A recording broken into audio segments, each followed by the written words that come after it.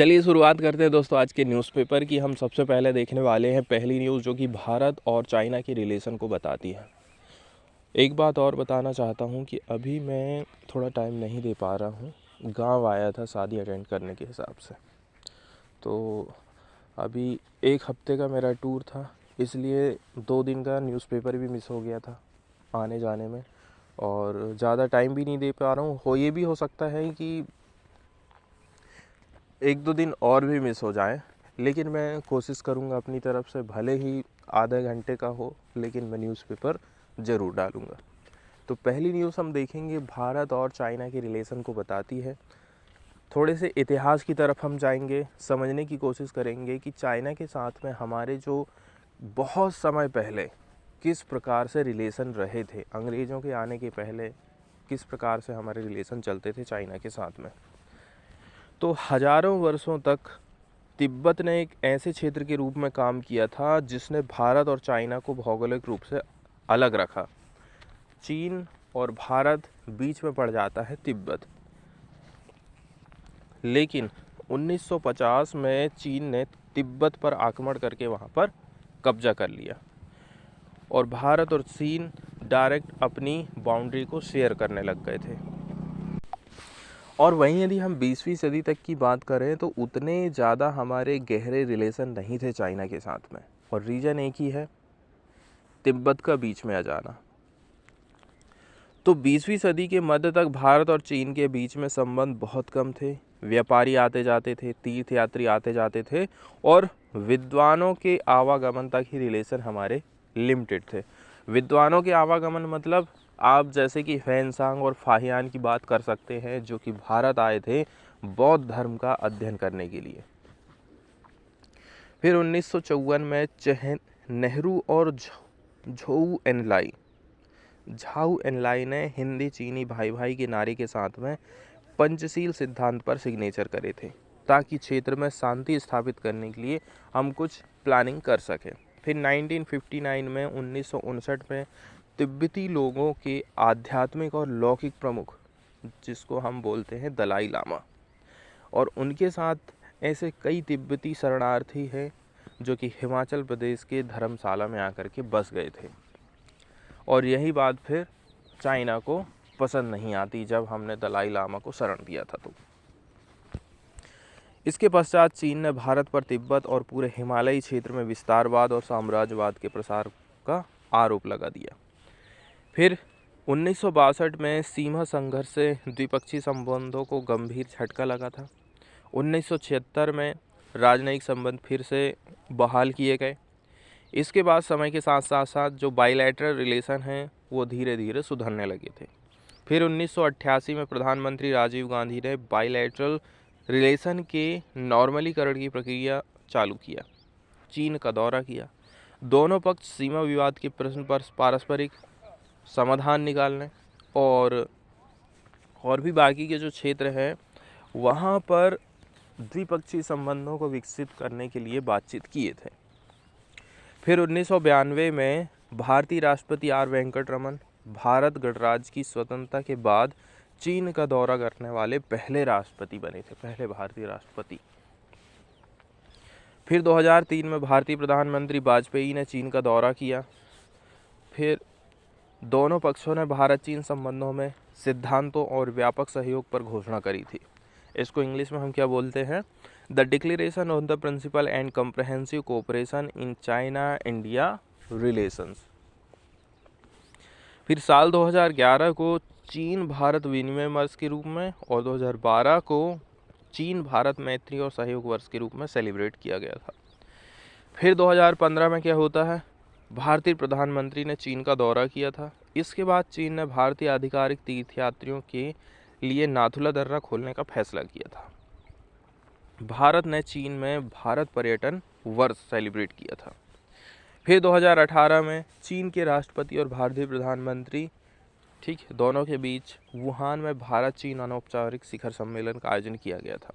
दोनों के बीच में बातचीत हुई वर्ल्ड लेवल पर, द्विपक्षीय संबंधों के हिसाब से, घरेलू विदेशी नीतियों, ये सारे मुद्दे यहाँ पर उठाए गए और यहाँ पर उनकी चर्चा भी हुई थी। फिर 2020 2019 में क्या क्या हुआ, ये सारी बातें यहाँ पर बताई जाती हैं।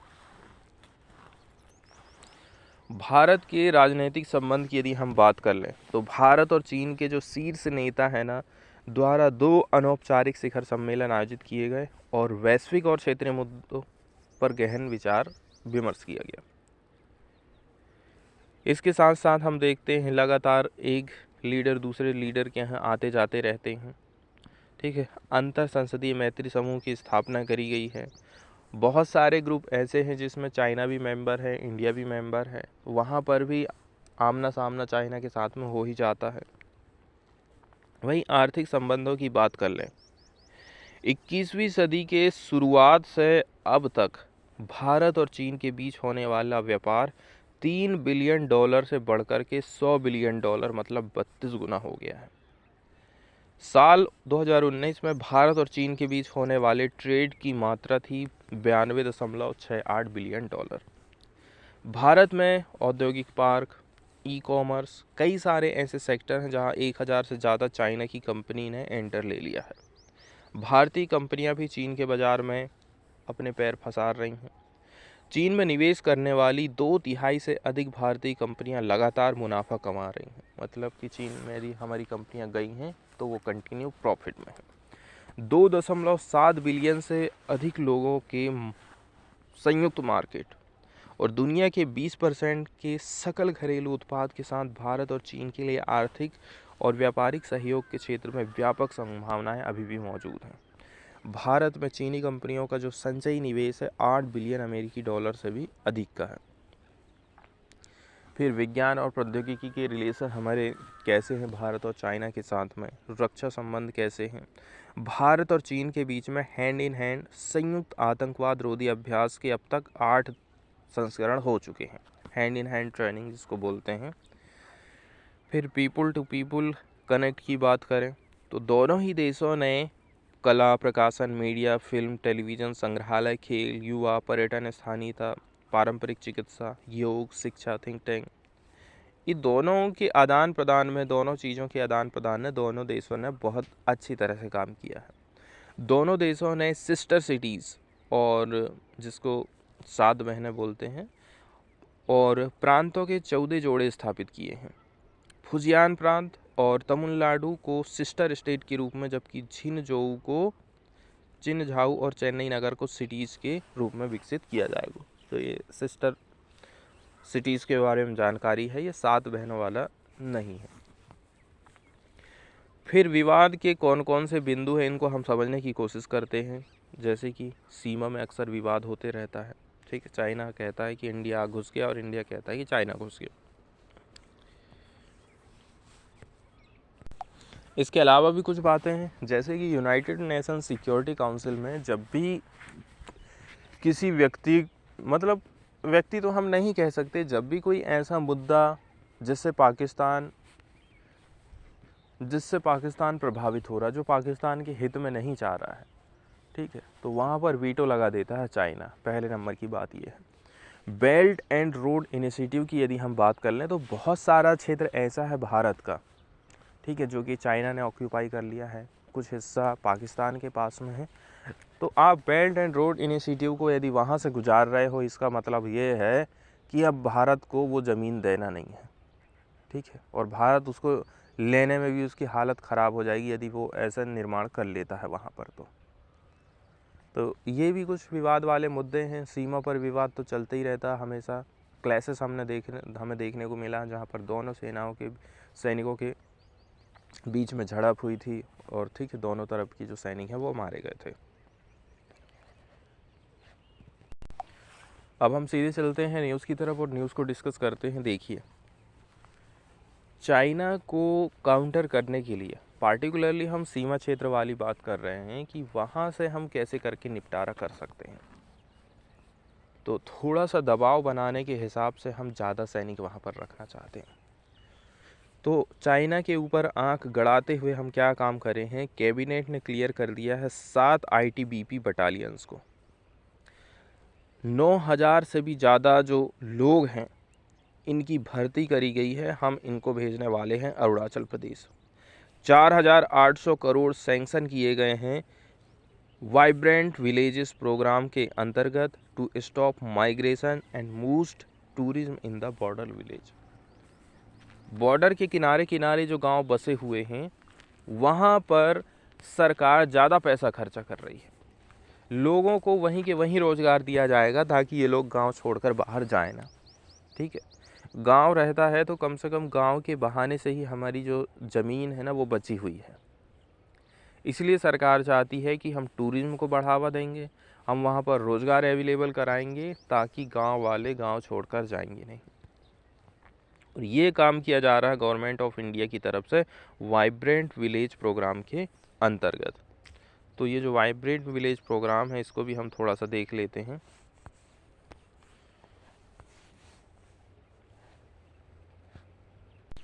तो थोड़ी सी बेसिक जानकारी हम देखेंगे वाइब्रेंट विलेज प्रोग्राम से रिलेटेड। सरकार की तरफ से जारी किया गया प्रेस रिलीज के हिसाब से देखें तो चीन की सीमा के साथ सटे भारत के गांव में बेसिक इंफ्रास्ट्रक्चर, बुनियादी ढांचा, सड़क बनाना, स्कूल खोलना, ठीक है, इसके साथ साथ में अस्पताल बनाना और भी जो चीज़ें हैं जैसे कि पर्यटन क्षेत्र को बढ़ावा देना, ये सारी चीज़ें इंफ्रास्ट्रक्चर के अंतर्गत आ जाती हैं। ठीक है, बैंकिंग की सुविधा देना, ये सारी चीज़ें अब हम गांव में देखने को मिल जाएगी चाइना के साथ में जो हमारी बॉर्डर लगती है। इसमें लद्दाख, हिमाचल प्रदेश, उत्तराखंड, सिक्किम और अरुणाचल प्रदेश के टोटल 19 जिला के 2966 गांव हैं। यहाँ पर सड़क और इंफ्रास्ट्रक्चर को मजबूत किया जाएगा। इसके अलावा ये कार्यक्रम बॉर्डर एरिया डेवलपमेंट प्रोग्राम से अलग होगा और केंद्र सरकार इसका खर्चा उठाने वाली है। तो बताया जा रहा है, देखिए 2022-23 से लेकर के 2025-26 तक पैसा दिया गया है 4800 करोड़ रुपया, ऐसा कहना है यूनियन मिनिस्टर अनुराग ठाकुर का। इस कार्यक्रम के अंतर्गत आवासीय और पर्यटन के केंद्र भी बनाए जाएंगे। उत्तरी सीमा पर दुर्लभ आबादी वाले गांवों में कनेक्टिविटी और बुनियादी ढांचे स्थापित होंगे। भारत के लिए ये इलाके विकास के लाभ से छूट जाते हैं। इस तरह के गांव में सड़क संपर्क में हमें सुधार लाना है। ऊर्जा के सोर्सों के लिए विकास करने के लिए प्रोग्राम कुछ हमें चलाना है। इसके साथ साथ दूरदर्शन, शिक्षा संबंधी चैनलों की सीधी पहुंच यहाँ पर अवेलेबल कराई जाएगी। तो कार्यक्रम क्यों ज़रूरी है? भारत में हिमालय की सीमा पर चीन की मौजूदगी हर कोई जानता है।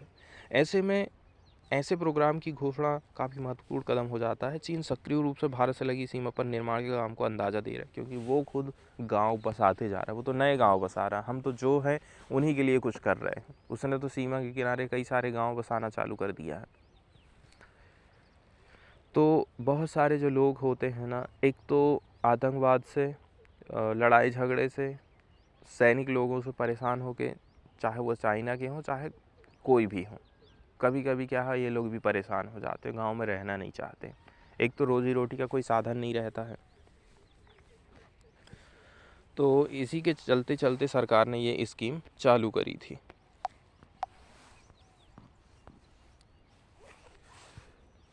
तो हम देख रहे हैं यहाँ पर एक वर्ड यूज़ किया गया है बॉल्स्टरिंग। बॉल्स्टरिंग का मतलब होता है मजबूत करना।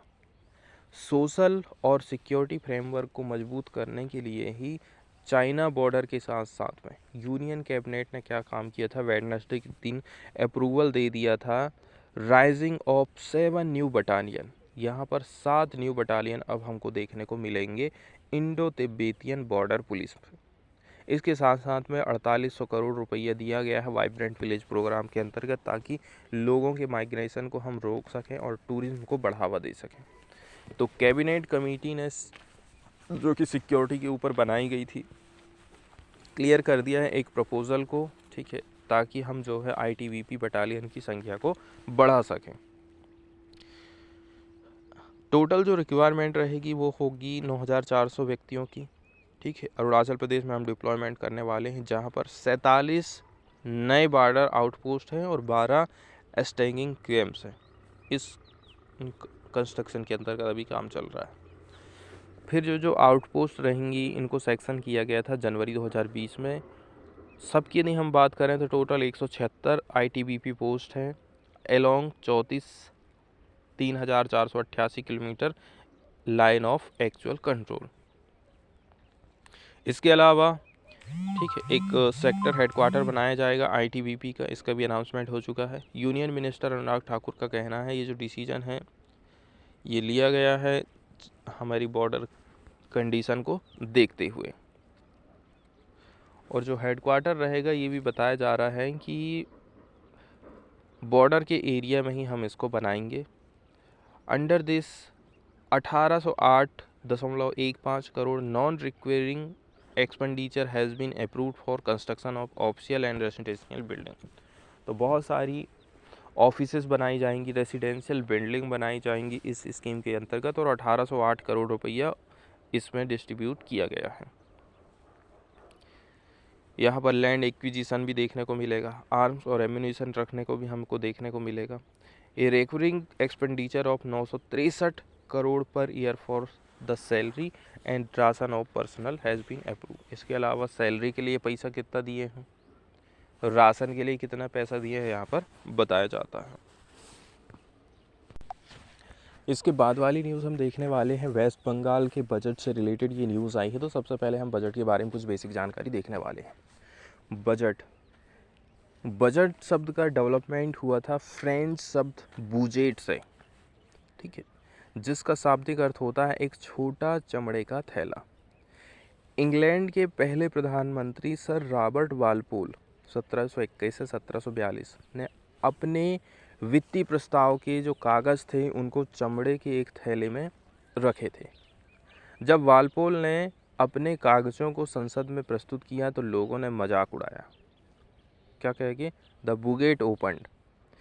इसके बाद वार्षिक आय व्यय के प्रस्तावों के लिए बजट शब्द का इस्तेमाल होने लगा था। उसी टाइम से ही फिर बजट शब्द का जन्म होता है। साल भर का कहाँ खर्चा करना है, कहाँ से कमाई होगी, ये सारे प्रस्तावों के लिए जो है बजट शब्द का इस्तेमाल चालू हो गया। भारत में बजट प्रणाली की शुरुआत का श्रेय जाता है लॉर्ड वायसराय कैनिंग को। 1859 में वायसराय की सरकारी कार्यकारिणी परिषद में पहली बार एक स्पेशल सदस्य थे सर जेम्स विल्सन। इनको वित्त सदस्य के रूप में शामिल किया गया। फिर विल्सन ने पहली बार 7 अप्रैल 1860 को वायसराय की कार्यकारिणी परिषद में पहला बजट पेश किया था। इसलिए भारत में बजट प्रणाली का संस्थापक हम किसको बोलते हैं, जेम्स विल्सन को बोलते हैं। संवैधानिक प्रावधान क्या क्या किए गए हैं, तो आर्टिकल 112 के अंतर्गत प्रत्येक साल के लिए, साल कब से चालू होता है, 1 अप्रैल से 31 मार्च तक चलता है। केंद्र सरकार की अनुमानित क्या क्या कमाई है और क्या क्या उसका खर्चा है, एक विवरण पार्लियामेंट के सामने रखा जाता है। इसको हम वार्षिक वित्तीय विवरण बोलते हैं। मतलब संविधान में बजट शब्द इस्तेमाल नहीं किया गया है, उसके लिए वार्षिक वित्तीय विवरण शब्द यूज़ किया गया है। इसको केंद्र सरकार का बजट कहा जाता है। राज्य सरकारों की बजट के संबंध में व्यवस्था आर्टिकल 202 में करी गई है और केंद्र सरकार के बजट के लिए आर्टिकल 112 है। और वित्त वर्ष कब से कब तक है, 1 अप्रैल से 31 मार्च तक है। राष्ट्रपति बताता है डेट कब की रहेगी और इसके बाद इसको बजट को लोकसभा में प्रस्तुत किया जाता है। यदि नॉर्मली देखें ना तो हर साल फरवरी के अंतिम कार्य दिवस पर ही बजट लोकसभा में हम पेश करते हैं। तो ये नॉर्मली जो चीज़ें हैं इसको हमें ध्यान में रखना है। भारत में रेल बजट और आम बजट एक साथ ही प्रस्तुत किया जाता था शुरू में। फिर 1981 में हम देखते हैं आखवर्थ कमेटी ने कहा कि नहीं, एक साथ ही इसको रेल बजट को अलग से प्रस्तुत करें। और 1925 में पहली बार रेल बजट को अलग से पेश किया गया था और तभी से रेल बजट आम बजट से अलग प्रस्तुत किया जाने लगा। लेकिन आज के टाइम में देख रहे हैं हम लोग कि जो है रेलवे को भी एक साथ इंक्लूड इसमें कर लिया जाता है। तो वेस्ट बंगाल का जो बजट प्रस्तुत किया गया है इसमें ज़्यादातर जो चीज़ें हमें दिखाई देंगी वो है वेलफेयर वाली स्कीम, ठीक है। जैसे कि गरीबों के कल्याण करने के लिए सेंट्रल गवर्नमेंट की तरफ से प्रधानमंत्री गरीब कल्याण अन्न योजना चालू करी गई थी। ऑलरेडी से तो उनको राशन की दुकान में फ्री में अनाज मिल ही रहा है या फिर सस्ते दाम पे मिल ही रहा। सरकार ने एक्स्ट्रा उनको 5-5 किलो और अनाज देना चालू कर दी थी। इसी प्रकार की कई सारी स्कीम हमको यहाँ पर देखने को मिलेंगी। पंचायत के इलेक्शन होने वाले हैं। तृणमूल कांग्रेस की गवर्नमेंट ने प्रेजेंट किया है 3.39 लाख करोड़ का बजट 2023-24 के लिए। लक्ष्मी भंडार स्कीम, ठीक है, ये कैश इंसेंटिव देगी 1.88 करोड़ वुमेन्स को to be linked with old age pension in scheme. इसको आप लिंकेज कर सकते हैं ओल्ड एज पेंशन स्कीम से रिलेटेड, मतलब जब जिनकी उम्र 60 साल हो गई है, ठीक है, किसी यहाँ पर कहीं कहीं पर उम्र का कम ज़्यादा हो सकता है, थोड़ा बहुत ऊपर नीचे, तो उन लोगों को पेंशन दिया जाएगा। 3% की वृद्धि देखने को मिली हमको डीए स्टेट गवर्नमेंट के कर्मचारियों में, ठीक है, डियरनेस अलाउंस जिसको कहा जाता है, महंगाई भत्ता। फिर एक नई स्कीम है 3000 करोड़ रुपया किसके लिए, रास्ता श्री प्रोजेक्ट के अंतर्गत, जिसका उद्देश्य है 11,500 किलोमीटर के रूरल रोड का निर्माण किया जाएगा। 30 करोड़ रुपया मत्स्य बीजी बंधु स्कीम के अंतर्गत दिए जाएंगे, ठीक, to give 2 lakh crore to kin in case of death of fisherfolk. तो डेथ वगैरह यदि हो जाती है तो उस टाइम में भी आपको 2 लाख रुपया दिया जाएगा। फिर 350 करोड़ दिया जा रहा है भविष्यत क्रेडिट कार्ड स्कीम के अंतर्गत to give loans to 2 lakh youth to startup business. 2 lakh युवाओं को लोन मिलने वाला है।